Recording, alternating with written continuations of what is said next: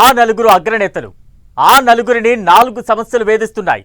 ఒక్కొక్కరు ఒక్కో ఇష్యూలో కేసులు, ఆరోపణలు, అస్తిత్వ పోరాటంలో కింద మీద పడుతున్నారు. దీంతో పార్టీ కేడర్ కన్ఫ్యూజన్లో పడింది.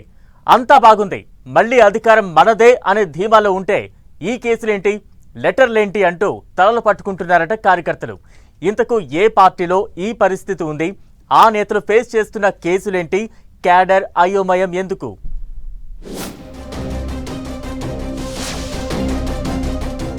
బీఆర్ఎస్ అగ్రనేతల చుట్టూ కేసులు.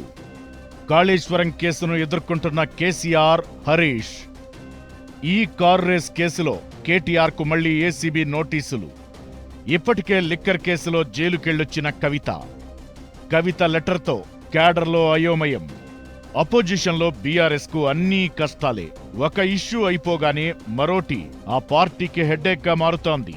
ఇక ఏ తలనొప్పి లేదనుకునే టైంలోనే ఏదో ఒకటి వచ్చి పడుతోంది. దీంతో గులాబీ క్యాడర్ గందరగోళంలో పడుతోంది. మొన్నటి వరకు విద్యుత్ కమిషన్ నోటీసుల లొల్లి, ఇప్పుడు కేసీఆర్, హరీష్ కు కాళేశ్వరం కమిషన్ నోటీసులు, కేటీఆర్ కు మళ్లీ ఏసీబీ నోటీసులు. ఇంకోవైపు కవిత లెటర్ కాకరేపుతోంది. అధినేతతో పాటు ఆ ముగ్గురు టాప్ లీడర్లు ఏదో ఒక ఇష్యూతో నలిగిపోతుండటంతో క్యాడర్ కన్ఫ్యూజన్లో, కాస్త నిరాశలో పడిపోయిందంటున్నారు. బీఆర్ఎస్ అగ్రనేతలంతా పలు కేసులు ఎదుర్కొంటుండటం ఆ పార్టీ నేతలను, క్యాడర్ను ఆందోళనకు గురిచేస్తోందట. పార్టీ అధినేత మాజీ సీఎం కేసీఆర్ సహా వర్కింగ్ ప్రెసిడెంట్ కేటీఆర్, మాజీ మంత్రి హరీష్ రావు, ఎమ్మెల్సీ కవిత, ఇలా ముఖ్య నేతలంతా వివిధ కేసుల్లో విచారణ ఎదుర్కొంటున్నారు. ఇదే ఇప్పుడు గులాబీ పార్టీ క్యాడర్ లీడర్లకు టెన్షన్ పుట్టిస్తోంది. ప్రధానంగా పార్టీ అధినేత కేసీఆర్ కాళేశ్వరం కమిషన్ విచారణను ఎదుర్కొంటున్నారు. వచ్చే నెల జూన్ 5న జస్టిస్ పీసీ ఘోష్ కమిషన్ ముందుకు వెళ్లాలని కూడా కేసీఆర్ డిసైడ్ అయ్యారు. ఇక కాళేశ్వరం ప్రాజెక్టుపై ఏడాది కాలంగా విచారణ జరుపుతున్న కమిషన్ దాదాపు విచారణ పూర్తయిన సమయంలో కేసీఆర్ ను విచారణకు పిలవడం పట్ల బీఆర్ఎస్ శ్రేణులు అనుమానం వ్యక్తం చేస్తున్నాయి. ఏ తప్పు చేయకపోయినా కేసీఆర్ ను కాళేశ్వరం ప్రాజెక్టు అంశంలో ఇరికించే కుట్ర జరుగుతోందని బీఆర్ఎస్ నేతలు వాపోతున్నారు.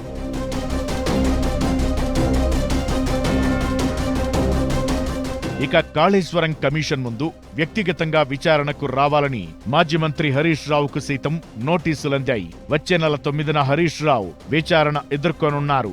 ఇప్పటి వరకు కాళేశ్వరం కమిషన్ ముందు విచారణకు వెళ్లిన అధికారులు, ఇంజనీర్లు ప్రధానంగా కేసీఆర్, హరీష్ రావు పేర్లు చెప్పినట్టు తెలుస్తోంది. దీంతో కేసీఆర్, హరీష్ ను పీసీ ఘోష్ కమిషన్ ఎలాంటి ప్రశ్నలు వేస్తారు, వాటికి వాళ్లు ఎలాంటి సమాధానం చెబుతారన్న దానిపై సర్వత్రా ఆసక్తి నెలకొంది. పార్టీ అధినేత కేసీఆర్, మాజీ మంత్రి హరీష్ ల ప్రతిష్టను దిగజార్చేందుకే కాళేశ్వరం కమిషన్ ను ఏర్పాటు చేశారని భావిస్తున్న బీఆర్ఎస్ నేతలు విచారణ తరువాత వారిద్దరిని అరెస్టు చేసే అవకాశముందన్న ప్రచారం నేపథ్యంలో ఆందోళన వ్యక్తం చేస్తున్నారు.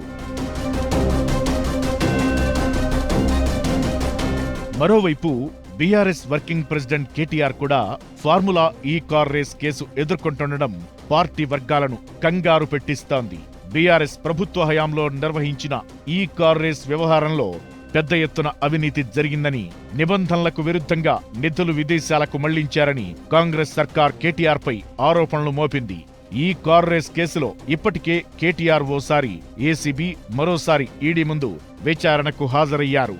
మళ్లీ ఇప్పుడు మరోసారి విచారణకు హాజరు కావాలని ఏసీబీ నుంచి కేటీఆర్ కు నోటీసులు అందడం బీఆర్ఎస్ వర్గాల్లో ఆందోళన కలిగిస్తోంది. అయితే ఈసారి విచారణకు హాజరైతే కేటీఆర్ ను విచారించి అరెస్టు చేస్తారని, ఒకవేళ హాజరు కాకున్నా కేటీఆర్ ను అరెస్టు చేసే కుట్ర జరుగుతోందని బీఆర్ఎస్ వర్గాలు అనుమానం వ్యక్తం చేస్తున్నాయి.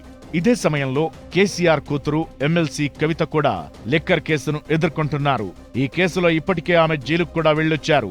కవిత లిక్కర్ కేసు విషయంలోనూ ఎప్పుడేమైనా జరగవచ్చనే చర్చ జరుగుతోంది.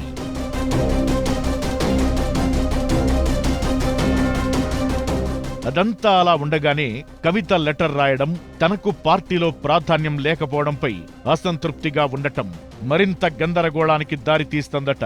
పైగా కేసీఆర్ చుట్టూ దయ్యాలున్నాయంటూ ఆమె చేసిన కామెంట్స్ పై కూడా పార్టీలో చర్చ జరుగుతోందట. ఇప్పటికే కేసులు, విచారణలు హెడ్డేక్ గా మారిన నేపథ్యంలో కవిత లెటర్ ఎపిసోడ్ మరింత బీఆర్ఎస్ నేతలను, క్యాడర్ను ఆందోళన కలిగిస్తోందట. ఇంతకీ పార్టీలో ఏం జరుగుతుందో ఎవరికీ అంతు చిక్కడం లేదట. అంతా సర్దుకున్నట్లు అనిపిస్తున్నా ఏదో తేడా కొడుతుందన్న భావనలో ఉన్నారట లీడర్లు. దీంతో పార్టీ ఫ్యూచర్ ఏంటన్న దానిపై క్యాడర్ లీడర్లు కాస్త టెన్షన్ పడుతున్నట్లు గుసగుసలు వినిపిస్తున్నాయి.